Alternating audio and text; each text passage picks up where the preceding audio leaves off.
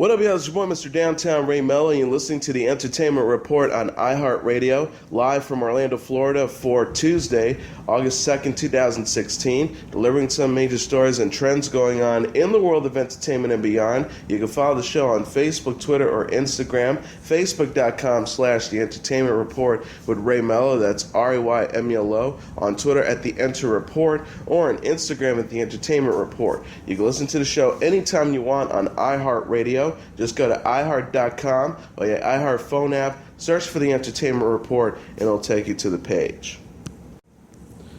Newly crowned Miss Teen USA winner Carly Hay of Texas is coming under fire for previously using racial slurs on social media.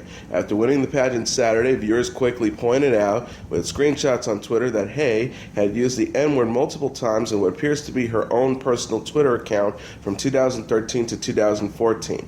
That account has since been made private, and Hay, who's 18, has acknowledged the slurs across her most recent official social media accounts. Hay wrote on Instagram Sunday alongside a photo of herself and the other Miss Teen USA contestants, "Several years ago, I had many personal struggles and found myself in a place that is not representative of who I am as a person." She continued by writing, "I admit that I used language publicly in the past which I am not proud of and that there is no excuse for. Through hard work, education, and thanks in large part to the sisterhood that I have come to know through pageants, I am proud to say that I am today a better person." She says, "I am honored to hold this title, and I will use this platform to promote the values of the Miss Universe organization and my own that recognizes the confidence, beauty, and perseverance of all women." The Miss Universe organization, which oversees Miss Teen USA, condemned the slurs but stood by their winner. The company said in an official statement, "The language Carly Hay used is unacceptable at any age and in no way reflects the values of the Miss Universe organization." As Carly stated, she was in a different place in her life and made a serious mistake she regrets and for which she sincerely apologizes. Carly learned many lessons through those personal struggles that reshaped her life and values. We as an organization are committed to supporting her continued growth. Celebrities flocked to social media in order to slam Hay and the organization, with former Miss Teen USA winner Kami Crawford tweeting, "If you win any pageant, first things first, clean up your page, because if you're under 21, you shouldn't be drinking, or if you're white, the N-word ain't your word." Hay's use of the N-word was only the second controversy surrounding the beauty pageant, as viewers also attacked the show over a lack of diversity. Model Chrissy Teigen wrote on Twitter, "Wow, how can we choose from such a diverse bunch?" referencing to the 5 finalists who are each blonde-haired and blue-eyed. Marvel's upcoming Avengers sequel, Infinity War, will no longer be split up into 2 parts. According to Variety, Infinity War's title has changed, dropping the Part 1 subtitle, and now has become a standalone film. The previously announced and dated Avengers Infinity War Part 2 has now been listed as Untitled Avengers Project. Both films will still retain their original release dates, however, with Infinity War landing in theaters May 4th, 2018, and the follow-up releasing on May 3rd, 2019. Recently, directors Joe and Anthony Russo explained to Uproxx that the 3rd and 4th entries in the series would be retitled in order to reflect the differences between the 2 films and how the story of Infinity War is not being split into 2 parts. The superhero epic will see Earth's mightiest heroes, Captain America played by Chris Evans, Iron Man played by Robert Downey Jr., Thor played by Chris Hemsworth, Hulk played by Mark Ruffalo, Black Widow played by Scarlett Johansson, Hawkeye played by Jeremy Renner, and more take on an all-powerful Thanos. Back in January, the Russos noted how Infinity War would unite the Marvel Cinematic Universe and feature 67 characters. They said at the time, the concept of Infinity War is that the Marvel Universe unites to battle the greatest threat to the world and universe that you've ever seen, and we're going to honor that concept. People will not be disappointed in the amount of characters. HBO is still committed to the crime series True Detective and is hopeful for a 3rd season despite the tepid response to Season 2. HBO head of programming Casey Boyle said during the Television Critics Association press tour Saturday, according to Deadline, "It's not dead. We are hoping for a 3rd season. It's very valuable for franchise for us." He continued before mentioning how creator Nick Pizzolatto would most likely be supervising a potential season 3 with someone else taking over the scripting duties. However, a third season still seems a way off. Boyles explained, "I'm not sure we have the right take for a third season yet." Recently, season 1 star Matthew McConaughey expressed interest in returning as his character Russ Cole. He said, before hinting at how he reached out to Pizzolatto, "I miss Russ Cole, man. I miss watching him on Sunday nights." He says, "It would have to be the right context the right way. That thing, when I read the original script, I knew in 20 minutes, if I could play this guy, Rustin Cole, I'm in."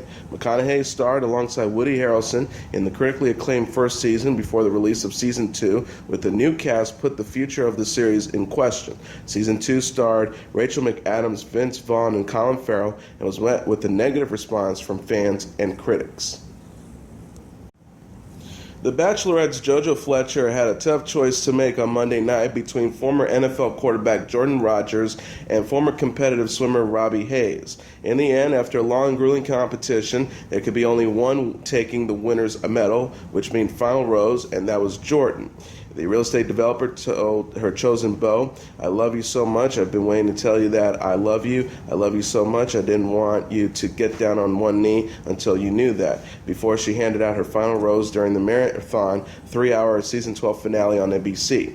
On cue, Rodgers did drop down on one knee and propose, telling his reality TV sweetheart, "I love you so much. I fell in love first with just us, just the person I could be right away with you. How comfortable and confident, and how you challenged me and continue to challenge me to be the best version of myself."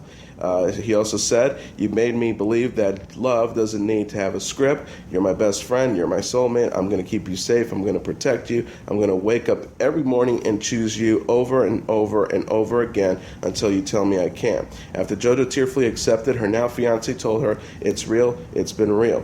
Rodgers, the 27-year-old brother of Green Bay Packers quarterback Aaron Rodgers, has been a front-runner from the start and was actually the first suitor to steal a proper kiss from Fletcher. However, dark horse Hayes, also 27, proved himself to be a strong competitor and was the first to tell JoJo that he loved him. Fletcher, meanwhile, told her parents that she loved both guys but hadn't let either of them know. Awkward.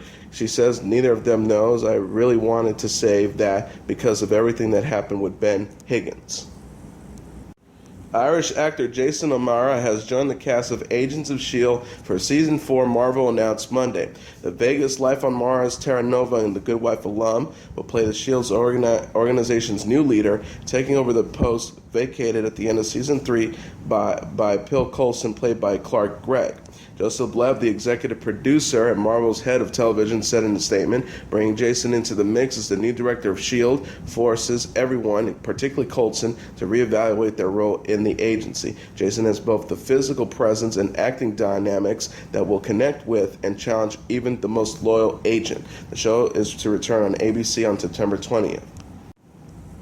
President Barack Obama's daughter Malia has proven she is just like any other teenager after she was spotted partying at Lollapalooza. Malia, 18, attended the annual music festival in her hometown of Chicago alongside some friends and appropriately dressed secret service agents who were seen wearing plaid shirts and khakis. Fans in attendance noticed Malia dancing on stage and having a good time Friday as she rocked her hips back and forth during rapper Mac Miller's performance. TMZ shared video from the moment that featured the presidential daughter smiling and showing some skin, which surprised some audience members. Malia also attended Lollapalooza in 2014, where she viewed Chance the Rapper's performance. Lea Michele revealed a new tattoo dedicated to Corey Monteith in the September issue of Women's Health UK magazine. The 29-year-old actress bared the never-before-seen ink while posing nude for the publication's annual Naked edition. Michelle paid tribute to Monteith, her late boyfriend and Glee co-star, by getting his Glee character's name, Finn, tattooed. She said in the interview, "Being naked isn't really an issue for me. Right now I feel physically in my best shape and emotionally in my best place."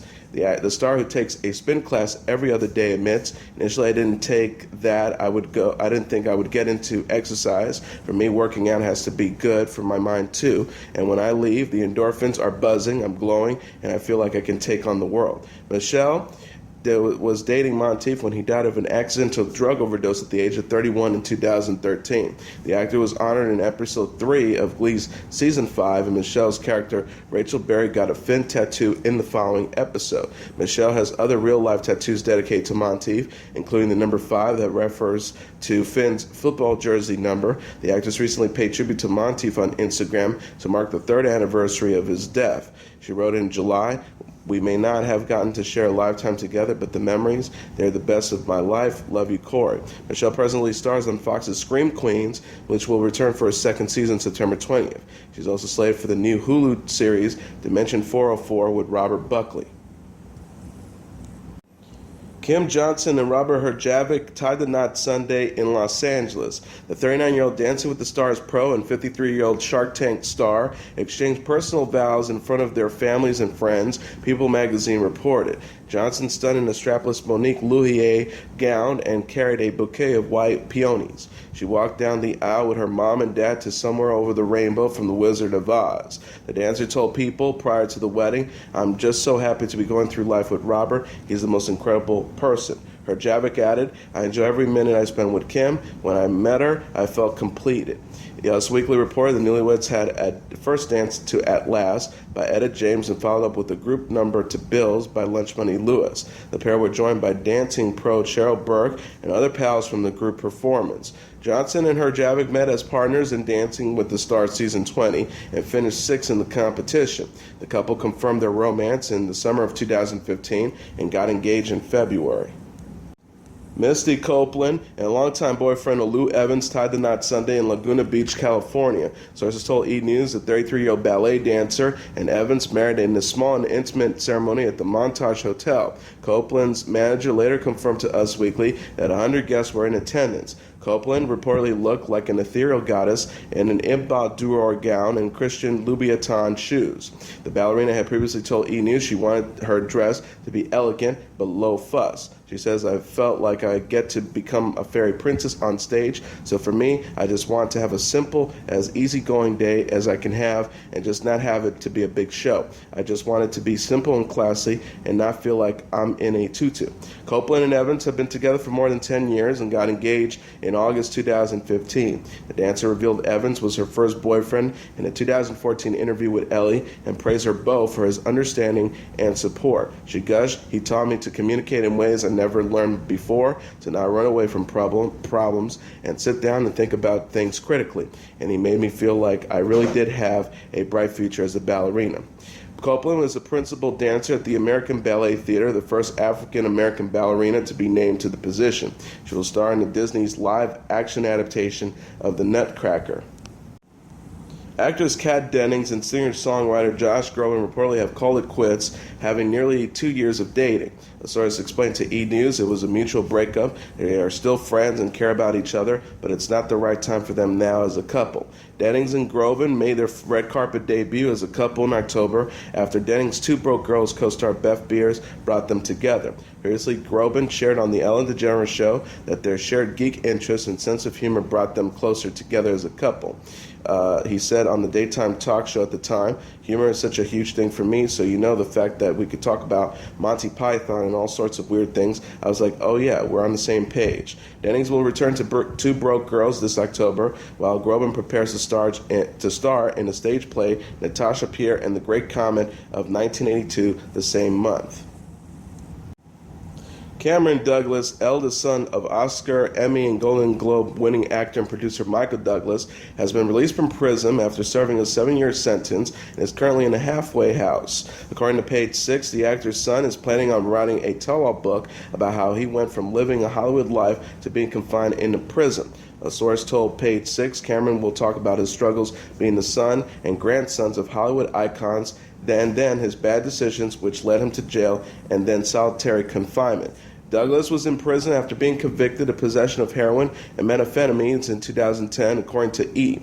Upon his arrest, he was found with nearly a pound of meth, reported the Daily Mail. The 37-year-old was originally sentenced to 5 years, but it was extended an additional 4.5 years after he confessed to smuggling drugs into prison. According to the Daily Mail, Douglas was initially placed under house arrest, but that privilege was revoked once it was discovered that his girlfriend, Kelly Scott, was attempting to sneak heroin to him in a toothbrush. Once he was in prison, his lawyer, Jennifer Rita, began smuggling Xanax to him to help him deal with his drug addiction.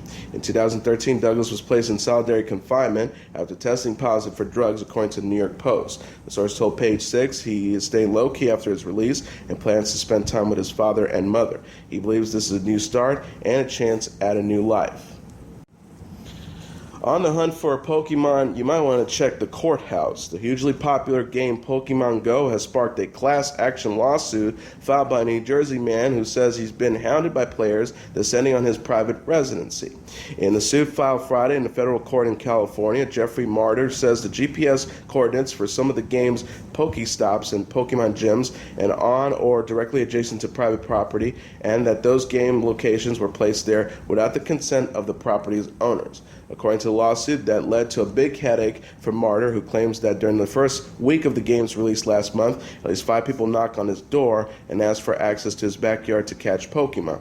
Martyr claims that there are other aggrieved property owners, including a Massachusetts resident whose home was designated as a Pokemon gym and who reportedly received more than 15 uninvited visitors in just a few hours as a result. The lawsuit is seeking big bucks, noting that the aggregated amount in controversy exceeds $5 million. The complaint, which claims nuisance and unjust enrichment, names game developer Niantic, the Pokemon Company, and Nintendo as plaintiffs.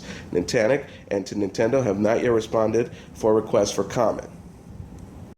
Anton Yelchin, the Star Trek actor who died in a freak accident at his home in Studio City, California at the age of 27 in June, left no will according to court papers filed by his parents. Yelchin's father, mother, Victor, and Irina have filed papers asked to be named administrators of the actor's estate. According to the documents, the value of Yelchin's estate totals is just under $1.4 million. Yelchin, who played Pavel Chekhov in the latest Star Trek films, left no children or spouses, the paper noted. The actor, whose other credits include Alpha Dog and Green Room, was killed after he was pinned between his car and a brick mailbox. The actor was en route to meet friends for a rehearsal when the accident occurred. Yelchin's vehicle, reportedly a late model Jeep Grand Cherokee, may have been part of a recall by manufacturer Fiat Chrysler Automotive that took place after a study by the National Highway Traffic Safety Administration investigated 14 complaints of rollaways after operators placed the vehicle in the parked gear.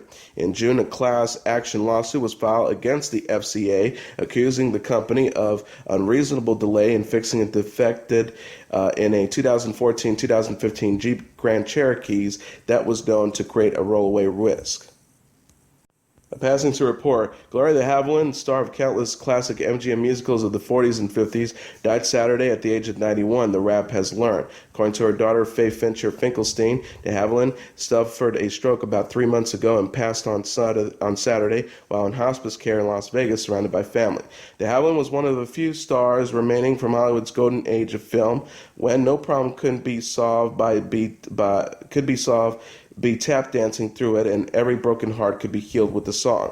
Though de Havilland's 6-decade career as a singer, dancer, and actress, she performed alongside Hollywood legends like Charlie Chaplin, Modern Times in 1936, Joan Crawford, Susan and God in 1940, Lucille Ball, Best Foot Forward 1943, Frank Sinatra, Step Lively Like 1944, Mickey Rooney, Summer Holiday 1948, Gene Kelly and Judy Garland, Summer Stock in 1950, and Fred Astaire, Three Little Words in 1950.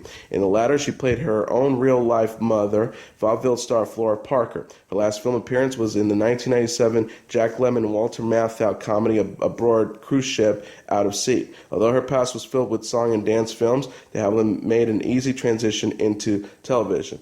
She got started on series ranging from westerns like Gunsmoke to family fun like Fantasy Island to dramas like Heart to Heart and soap operas like Ryan's Hope. In 1976, she joined the cast of the Norman Lear comedy Mary Hartman playing a bisexual CB radio enthusiast. De Havilland was 91.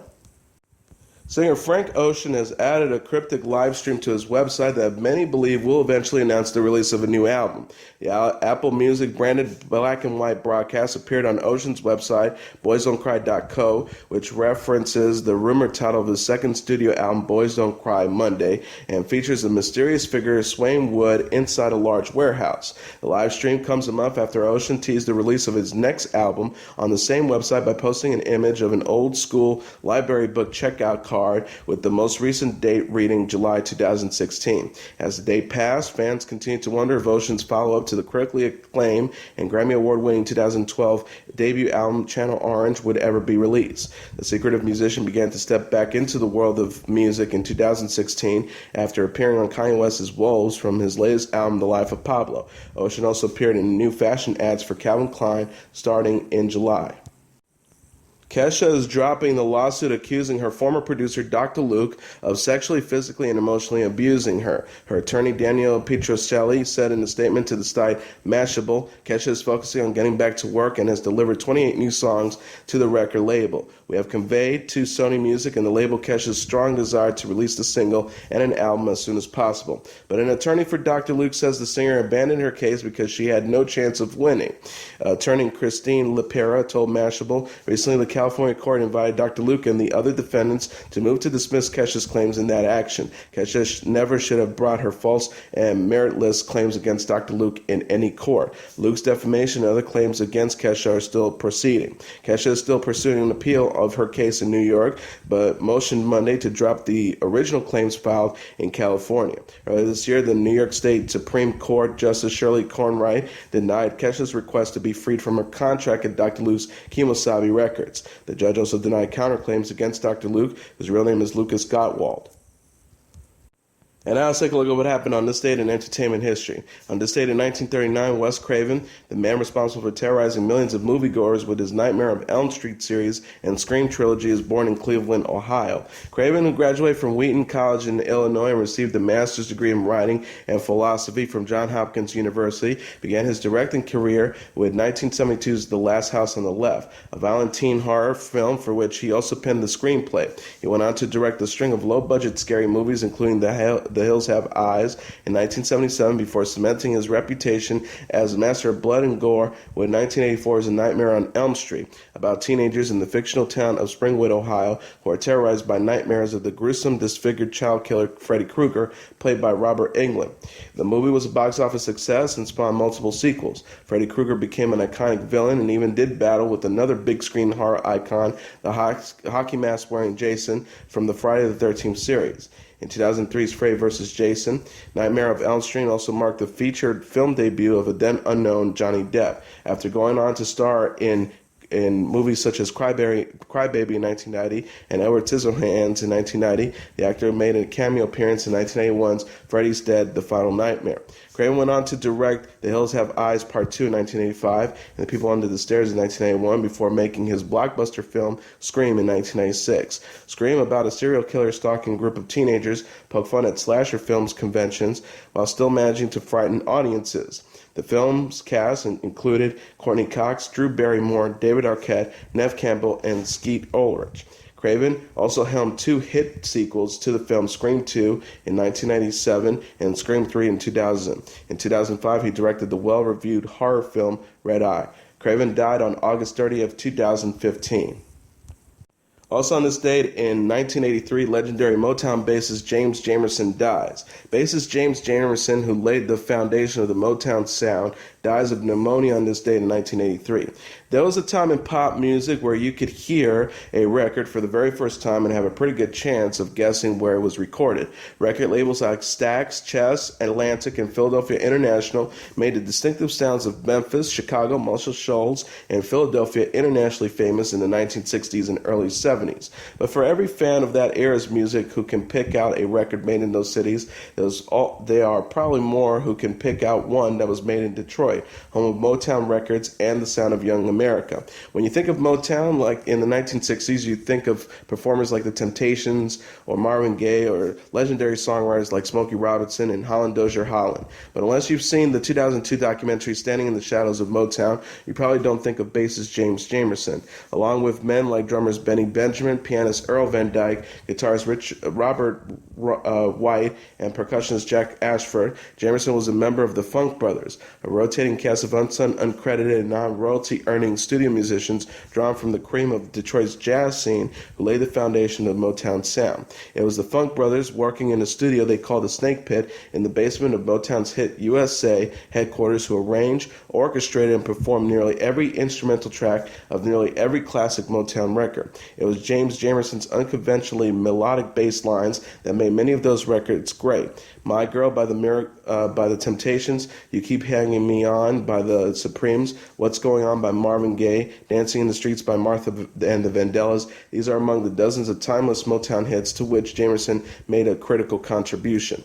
Unlike many of his fellow Funk brothers, Jamerson moved west with Motown Records when he pulled out stakes and left Detroit for Los Angeles in 1972. His relationship with Motown ended shortly thereafter, however, and 10 years later, when the company celebrated its anniversary with the Motown 25 concert and broadcast, Jamerson was a paying member of the audience sitting in the back rows rather than an honored guest performing on stage. After a long struggle with alcoholism, James Jamerson died on August 2, 1983 at the age of 47. He was inducted into the Rock and Roll Hall of Fame 17 years later in March of 2000.